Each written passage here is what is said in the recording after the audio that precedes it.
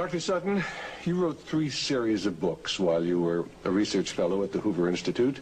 Can you give me basically the background of the content of these series? Yes, the series I wrote at the Hoover Institution at Stanford University concerned the transfers of Western technology to the Soviet Union, and essentially comprised 3 individual books. Each book covers a period of time since 1917. And then you wrote a second series of books on Wall Street. Yes, these were trade books. In other words, they're not academic books. They're written for the general public. They concerned the build-up of the 3 types of socialism: Bolshevik socialism in Russia, what we might call welfare socialism in the United States, and Hitlerian or National Socialism. And each book examines the financing and the contributions made by Wall Street, by international bankers, to the development of that specific form of socialism. Now, in your research and analysis, and your efforts to bring out the facts about what was going on in our society, did you encounter any effort to discourage you, to prevent you from bringing out the background of America's involvement in the financing of international communism? Yes, very definitely. For example, when I was at the Hoover Institution, in 1972, I went to Miami Beach to give some testimony before the Republican National Committee. And although a congressman had hand-delivered to the wire services this testimony, which was later printed, the wire services refused to transmit it to the newspapers. Then when I got back to the Hoover Institution in California, I was called into the office of the director, and I was told in no uncertain terms not to make any more speeches like that, and that this information should not be made public. This was the information that we were giving the Soviet Union the technology to develop its war potential? Oh yes, at that time we were in Vietnam, and as you know, the Soviets were supplying the North Vietnamese. This was 1972. 1972, yes. And for example, I knew that the Gorky plant, which was built by the Ford Motor Company, the Gorky plant in Russia produces the Gaz series of vehicles. The Gaz vehicles had been seen on the Ho Chi Minh Trail. We were supplying equipment to the Gorky plant in the middle of the Vietnamese War, and these trucks were being used to carry ammunition supplies which were killing Americans. Now, I thought this was morally wrong, and I said so at Miami Beach and at the Hoover Institution. And it was this type of information that was suppressed. And so what eventually happened as far as your activities at the Hoover Institution were concerned? Well, I didn't pay much heed to the warnings. I published a book called National Suicide in the following year, which summarized our assistance to the Soviets, our military assistance to the Soviets. And when that book came out, again, there was great pressure to stop the book. There was pressure on both the publishers and me personally. And I felt I couldn't take this, and a few years later, I just left the Hoover Institution. Since 1975, I've been an independent author without any ties whatsoever. Let's go a little bit into the background of the financing of the German war machine that we fought in the period 1941 to 1945. Could we start, first of all, with the original financing of Hitler between 1922 and 1923, when he was first making his effort to come into prominence in Germany? The original financing of Hitler, that's in the years 1922, came only partly from Germany. One of the most prominent Americans concerned with financing Hitler was Henry Ford. In fact, Henry Ford received a medal in 1938 for his assistance to the early Nazi Party. Then, of course, Hitler had his attempted push in 1923. He went to jail, and then we begin another era in the rise of Hitler. Right, and of course, he eventually came to power in 1933 by the electoral process. What about the financing of Hitler's electoral activities in 1933? This I can trace. I have traced it very exactly. I discovered amongst the Nuremberg records a series of bank transfer slips to the Delbrück-Schickler Bank in Berlin to an account which was under the control of Rudolf Hess. And this was the fund that was used to finance Hitler's access to power in March 1973. And amongst the corporations that transferred money to Hitler, I find not only R.G. Farben, which is quite widely known, but also German General Electric, AEG, which is under the control of General Electric in the United States, or was at that time, and companies like Osram and... Now, what was the tie-in between Osram and General Electric? The tie-in was a share tie-in. International General Electric in the United States had controlling interest in German General Electric, and also through share interlocks, a controlling interest in Osram in Germany. So then we have Ford and we have General Electric helping to finance Adolf Hitler's rise to power. Were any other large American corporations involved? Very definitely. Standard Oil, through its technical association with IG Farben, for example, Germany could not have gone to war in 1939 without tetraethyl. You need tetraethyl to raise the octane value of aviation gasoline. Germany had no means of doing that. This was developed in the ethyl laboratories in the United States and transferred to the Germans. Standard Oil came up with the hydrogenation idea, which was very essential for Germany in the 1930s, because to raise the quality of its gasoline for aviation purposes. This was transferred to the Nazis. And ITT, for example, International Telephone and Telegraph, was very intimately associated with the Nazis through Dr. Schroeder, who was head of the ITT subsidiaries in Germany. And ITT controlled companies which made not only electrical instruments, but also the Focke-Wulf plant, which made airplanes, fighter airplanes. So what you're suggesting then is that American corporations were helping to finance the German industry that was building up the war potential? American corporations, only a few, not many, financed Hitler through their subsidiaries. They transferred technology. They transferred material assistance, for example, stocks of tetraethyl before the Germans could manufacture it under the joint manufacturing agreement with the United States. And also they financed this. For example, Standard Oil financed in 1933 the development of the gasoline industry in Germany, which was needed to fight World War II. And that's a very interesting point. Could you go a little bit into the background of where Germany got its oil to fight the Second World War? Because certainly Germany doesn't have oil resources. Germany does not have oil resources, that's true. It used in World War II synthetic oil, which it got from coal.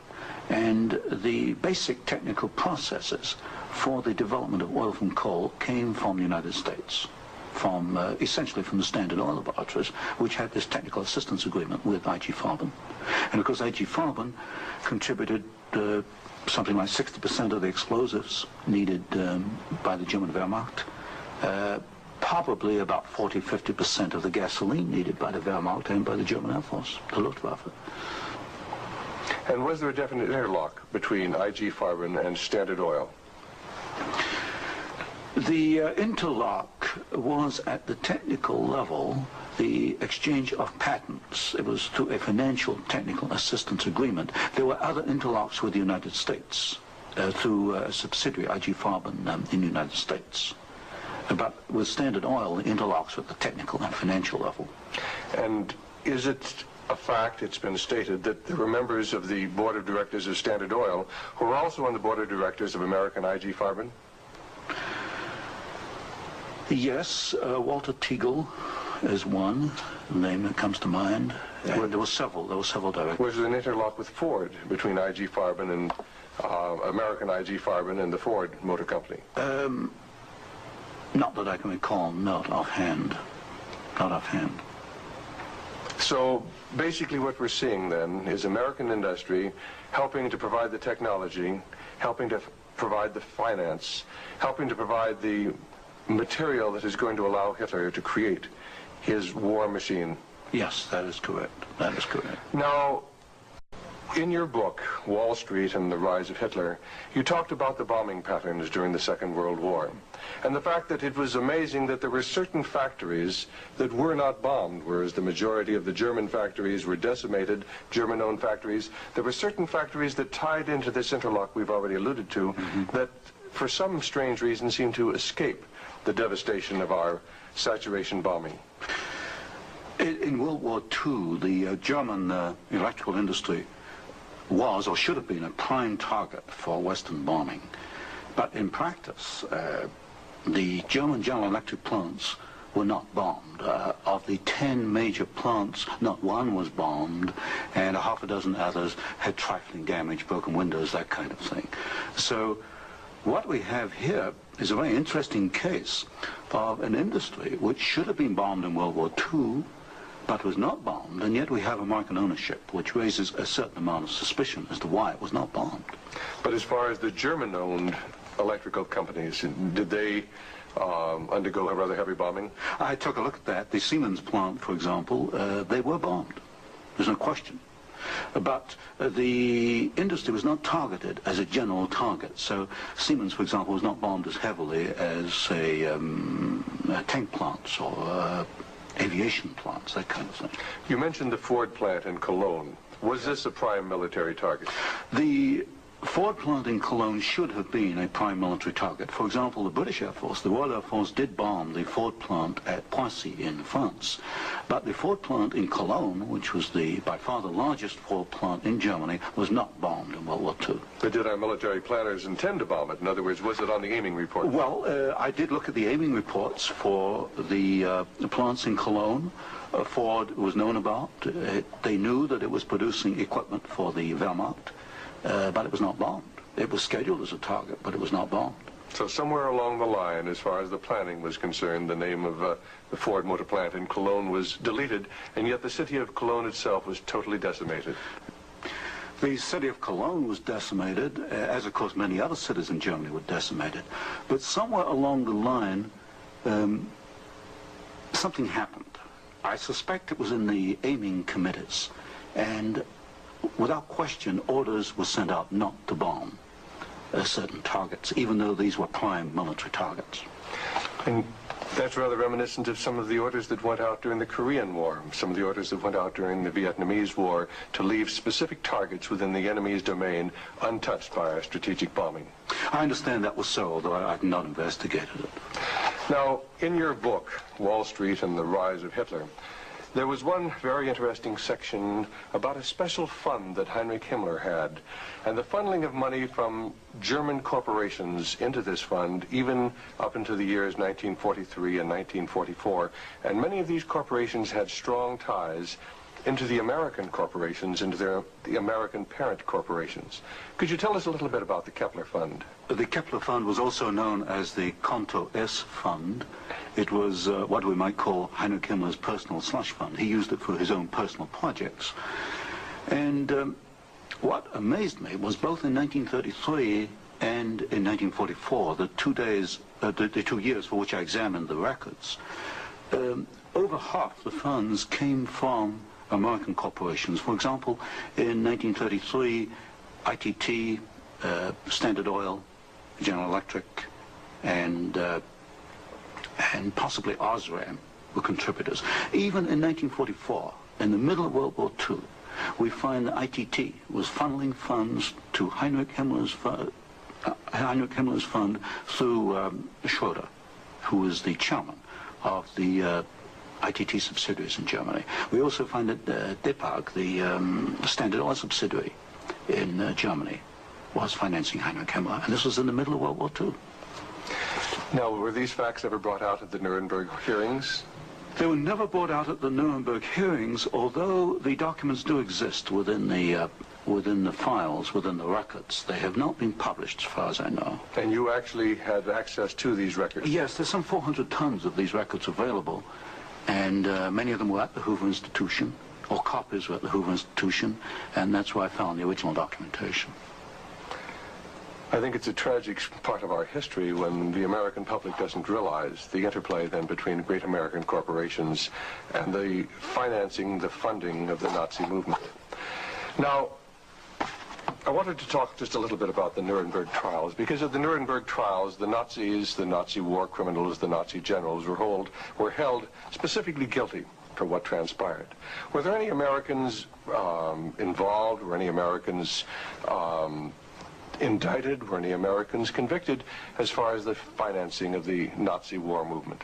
Very definitely not. I looked at the criteria for what we might call war crimes under the Nuremberg Tribunal. And there's no question in my mind that certain Americans well fitted the criteria which required indictment and trial. But no Americans were ever brought to trial. Do you think there was any conscious effort to conceal this fact, both from the Nuremberg War Tribunal and from the American public? Well, there was a conscious effort in the fact that these businessmen were very prominent in stating in 1946 that they had no knowledge of what Hitler was doing, and yet they were intimately involved with the build-up with Hitler. I suspect that this was not published in the media at the time, although I've not checked that. But certainly the role of American corporations and American businessmen in aiding Hitler has not been published. Now, what about the actual financing? What about the loans from large American banks, from large British banks, to Hitler's government in that period between 1933 and 1939, when Hitler was preparing for war? Well, you've got to go back a little earlier and look at what are known as the Young loans, which were very important because I think they brought about the economic collapse of Germany in 1933. That was the Young plan. But this was Owen Young, who was, of course, chairman of General Electric. Here we got a man who actually made the loans as an officer of the United States government, which brought about the collapse of Germany in 1933, enabling Hitler to take over. And then subsequent to 1933, you get a series of loans. A very good one is Standard Oil, which loaned several $1 million, at least, to Germany to build up its aviation gasoline facilities. And there are other examples. Fine. Well, I'd like to get a little bit into the background of the financing of Bolshevism, because I think this is vitally important. And we can go back to the period after the Second Revolution, which was in October and November of 1917. The initial financing of Lenin's movement, how did it tie into the American corporations? Was there any American involvement in that period between 1917 and 1918, when Bolshevism was just beginning to get a foothold in Russia? Yes, there were several incidents. The most important is one involving Colonel William Boyce Thompson, who was the largest shareholder in the Chase Bank, which of course today is Chase Manhattan Bank. And I published in one of my books a copy of a cablegram which transferred funds from New York to Petrograd in December 1917, $1 million to be precise. And Colonel Thompson made the statement later that this $1 million was given to the Bolsheviks to consolidate. They had just begun to take over Russia. They only controlled Moscow and Petrograd at that time to aid the control that the Bolsheviks were extending in Russia. This is a very clear case. $1 million, American funds, transferred through an American Wall Street intermediary to the Bolsheviks. And didn't you publish that document here in Wall Street and the Rise of Bolshevism? I published two statements. One is a copy of the cablegram, and the other is a copy of the news clip of the statement made by Colonel Thompson at that time that he had made this contribution. Now, why would an American capitalist, an American financier, help to aid Bolshevism? The only answer, and of course this puzzled me for years, you know, why? Why? Because we understand there to be an opposition. And the only answer I can come to is one of captive markets. The United States did not want another United States in the world. And of course, if you look at the world map, Russia is 2 or 3 times larger than the United States. Imagine this as another United States, as another competitor to the United States. What the United States wanted, or Wall Street wanted, was a captive market. And of course, socialism is a captive market because my earlier studies at Stanford University had brought out the fact that a socialist system cannot innovate. It's got to import innovation and technology from the West.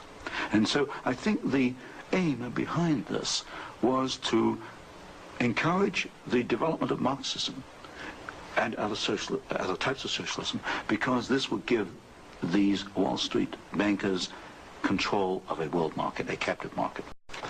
At the end of the First World War, Russia was devastated by famine, and America sent a relief mission. It was the Hoover mission.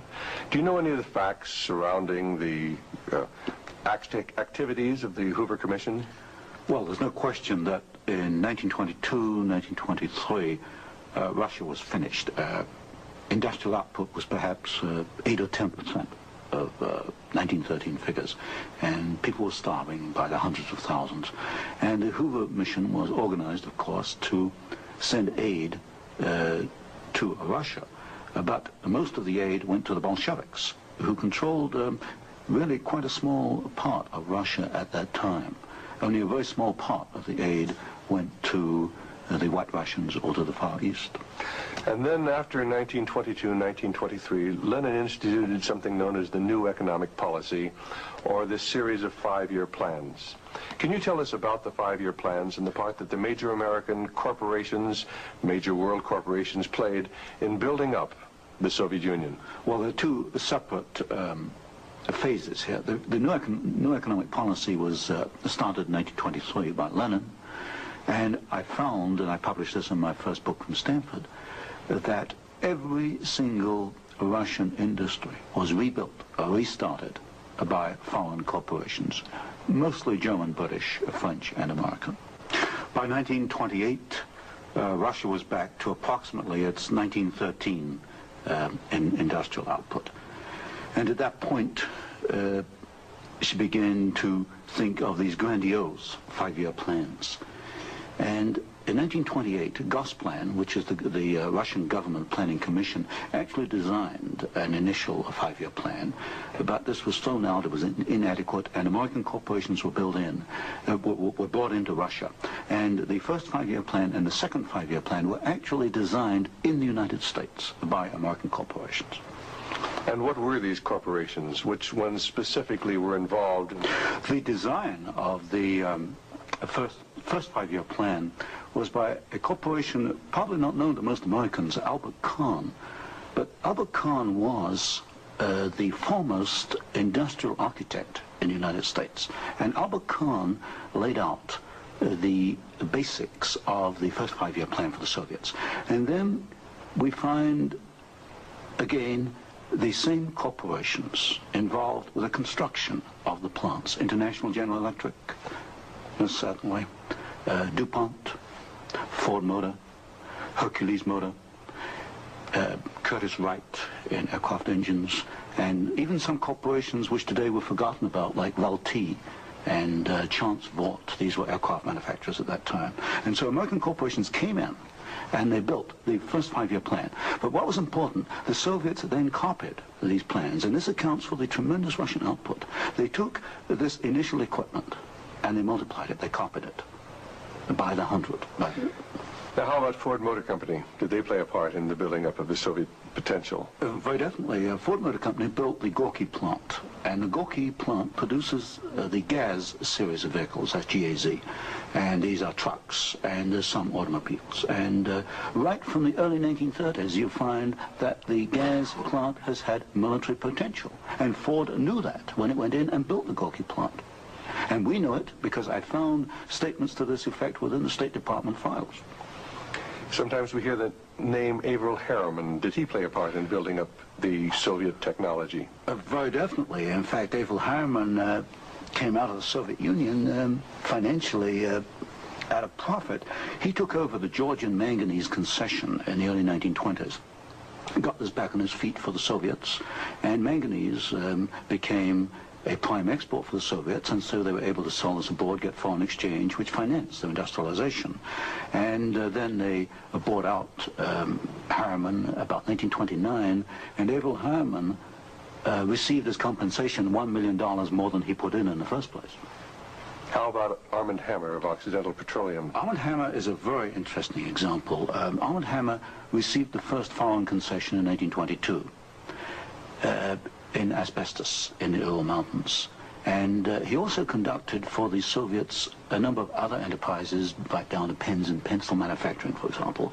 But Armand Hammer is interesting because his father, although Armand Hammer today is chairman of Occidental Petroleum Corporation, his father was Julius Hammer, who in 1919 was Secretary General of the Communist Party USA, which emphasizes the argument I make throughout my books, that at the top level, there's no difference between your top communists and your top capitalists. They interlink. You've got Armand Hammer, chairman of Occidental Petroleum. His father was Secretary of the Communist Party USA in 1919. So it's basically a power grab. It's a power grab, an international power grab.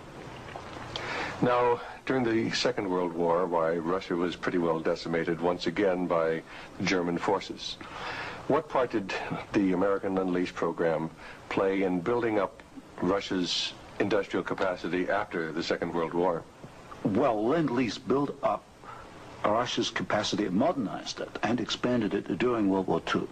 And there was some continuation all the way through perhaps to 1948, 1949. There was a program after Lend-Lease, which was supposed to be restricted to foodstuffs and industrial materials, but in effect, I checked the records in the warehouses in Sutton, Maryland, I find that even after World War II, and this was against the intent of Congress, I suspect, there was a massive transfer of the latest industrial equipment to the Soviet Union under the so-called Lend-Lease program.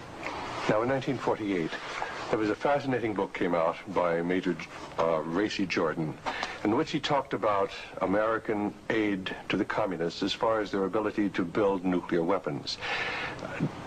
Did you ever have an opportunity of verifying the facts that we had given them the heavy water, we'd given them the wherewithal to build their atomic weapons? Well, as part of the work I was doing at Stanford, I did investigate the shipping documents for Lend-Lease, and I took a sample of these documents. I checked them against Major Jordan, and broadly, Major Jordan was correct within, say, about 5%. And Major Jordan, of course, made the charge that we had shipped materials to the Soviets, 1944, 1945, which were later used in their atomic program. There is no doubt he is correct. We shipped heavy water, which is essential, but we shipped other items which are perhaps less obvious to the layman. We shipped, for example, aluminum tubes, and aluminum tubes are essential for atomic energy development. We shipped graphite, and graphite is another essential component. So generally, as far as I could check, and I checked the original government Lend-Lease document, General Major Jordan was correct. Now, as the years have gone by, of course, we see a growing Soviet nuclear threat. The Soviets now have MIRV missiles. Can you give a little of the background on how the Soviet Union, which really didn't have the technology to develop those MIRV missiles that threaten our cities today, how were they able to develop the MIRV capacity? Well, you've got to go back and look at how the Russians were able to develop a rocket, space technology anyway. What they did after World War II was American forces were held back for a while the Soviets occupied East Germany. They stripped East Germany. They took back the latest of the V-2 rocket technology from Peenemünde and other places. And the V-2 became the basis of the Russian space technology. Now, if you skip the intervening years, you will find when you come to the early 1970s that the Russians did not have the capability to MIRV their missiles. And in particular, they lacked the ability to produce the very precision, micro-miniature ball bearings that are needed for the control systems. There was only one company in the world, Bryant Chuck and Grinder, which could make the machinery which machines the races within which these ball bearings run. And without those races, you just cannot make MIRV missiles in any quantity. You can make one off, but not in quantity. Bryant Chuck and Grinder was allowed to ship to the Soviet Union 45 of these machines at a time when we only had 33 in the United States. But wasn't there any objection to doing this? I objected at Miami Beach in 1972.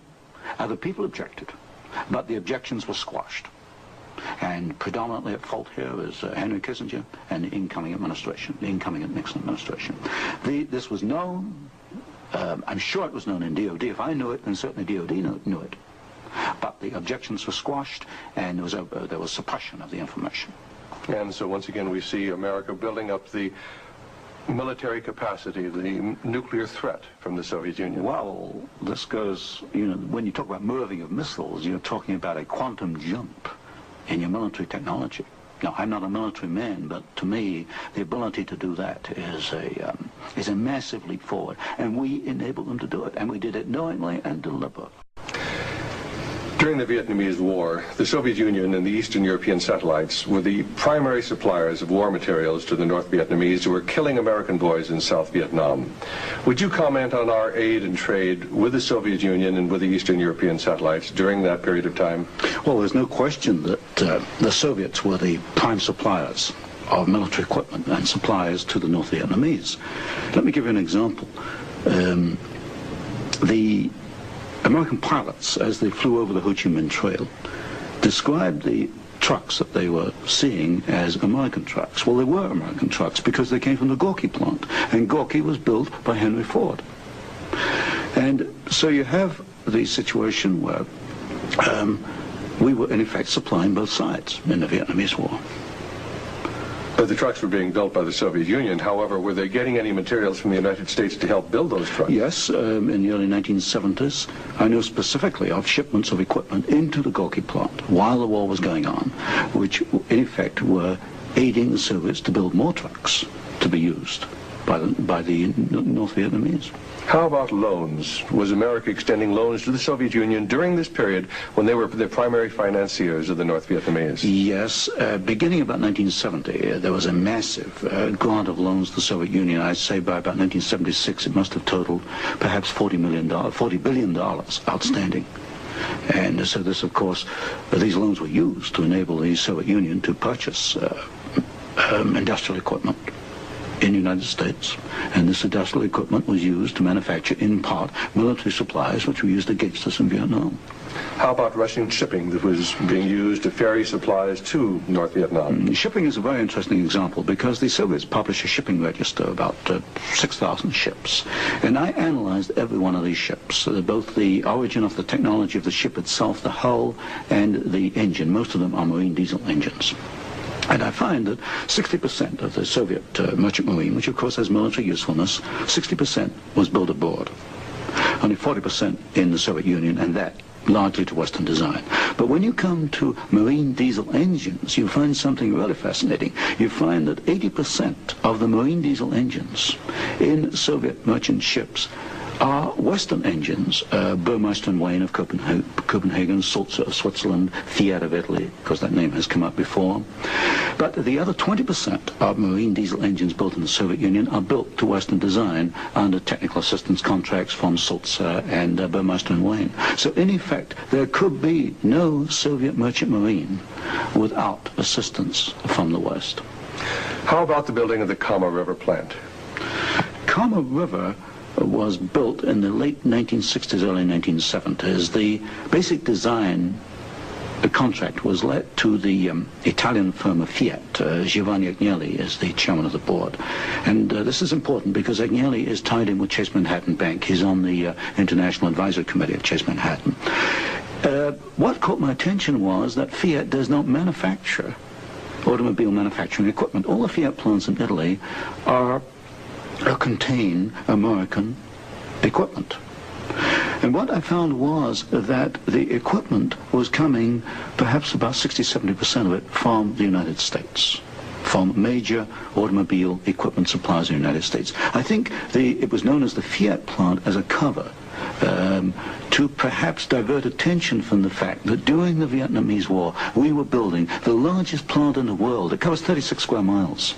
We were building for the Soviets, with American equipment, the largest plant in the world. And so it was called the Italian Fiat plant, and I think this was a blind. And so they were building their trucks and armored personnel carriers and other things that could be used then for warfare in South Vietnam? We knew that the Kama plant had military potential. In 1972, I wrote it in National Suicide.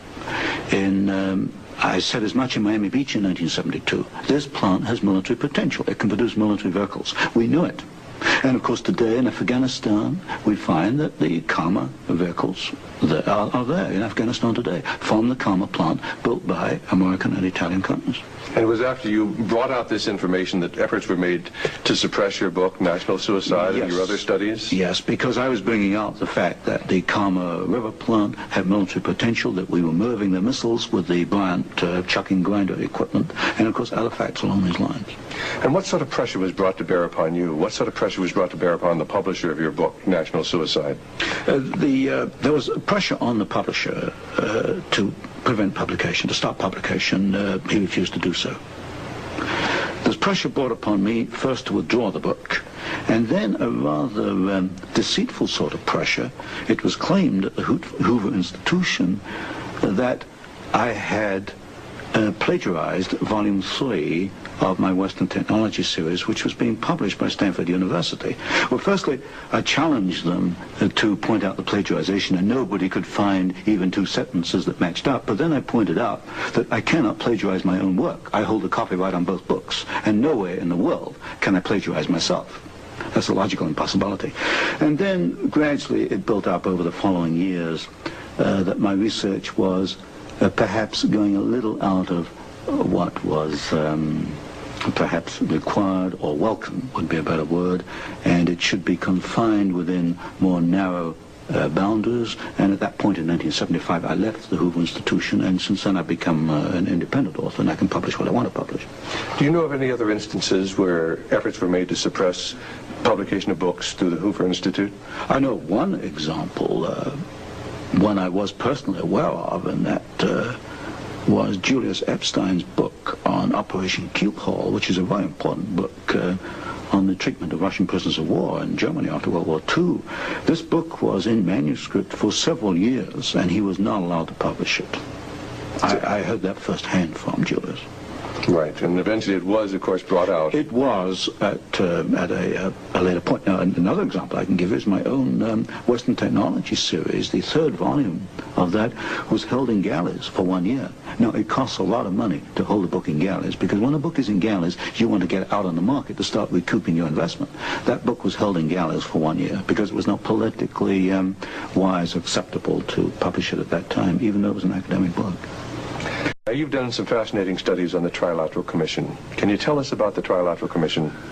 The Trilateral Commission is a private organization founded by David Rockefeller in 1973. It was essentially financed by Rockefeller and some of the foundations, Kettering Foundation, Danforth Foundation, Ford Foundation. Ford Foundation was a very major contributor. And the stated objective is to encourage discussion amongst what they call the trilateral regions. I should point out that of the 300 members, 1/3 come from the United States, 1/3 from Japan, and 1/3 from Europe. But in effect, I find that the actions of the Trilateral Commission are very much self-interested on the part of the international banking community in New York. Now, as far as the Trilateral Commission's influence on the American government is concerned, it's been said that there is a very excessive representation of the Trilateral Commission in Jimmy Carter's cabinet and in Jimmy Carter's administration. Well, excessive is rather an understatement. I think there's some 200 million people in the United States. There are only 77 trilateral members who are American. Out of that 77, I counted no fewer than 18 trilateralists. That's about 1/3 of the American trilateral contingent turns up in the Carter administration. Mr. Carter himself was a trilateral, Mr. Mondale, Mr. Brown, Mr. Vance, Mr. Blumenthal, Mr. Brown, Secretary of Defense. In other words, they occupy all the senior cabinet and sub-cabinet posts. In fact, there's some key committees, intelligence and defense committees, which are only comprised of trilaterals. So here you've got 77 Americans selected by one man, David Rockefeller, who's chairman of Chase Manhattan Bank. And we find that they turn up in the key controlling positions in Washington under the Carter administration. And would this suggest to you that perhaps we do not select the government, that it is selected by these people who work behind the scenes? You can come to no other conclusion. If you look today at who's running for office, you find Mr. Bush is a trilateral, you find Mr. Anderson is a trilateral, Mr. Carter is a trilateral. We find articles appearing in Newsweek magazine, Time magazine, U.S. News and World Report, many of the major media telling us there's really nothing to be concerned about from the Trilateral Commission. Is there any interlock between the Trilateral Commission and the major media in the United States? Yes, there is an interlock, particularly in the news media. For example, the Chicago Sun-Times, the executive editor there, James Hoagie, is a trilateral. You'll find Saul Leinowitz is a director of Time magazine. And I think, yes, Henry Schacht is a director of CBS. So there very definitely is an interlock between the trilaterals and the media. And perhaps this is the reason, then, that they rather play down the influence of the Trilateral Commission on contemporary American government. Yes, I had a computer survey made of all articles that have been printed on the Trilateral Commission since 1973. I could find worldwide only 73 articles. Now, what's the relationship between the Trilateral Commission and the Council on Foreign Relations? Well, of course, the Council on Foreign Relations is a much older organization founded in 1920. I did a study in which I compared trilaterals with or without membership in the CFR, Council on Foreign Relations. I find there's something over 50% overlap.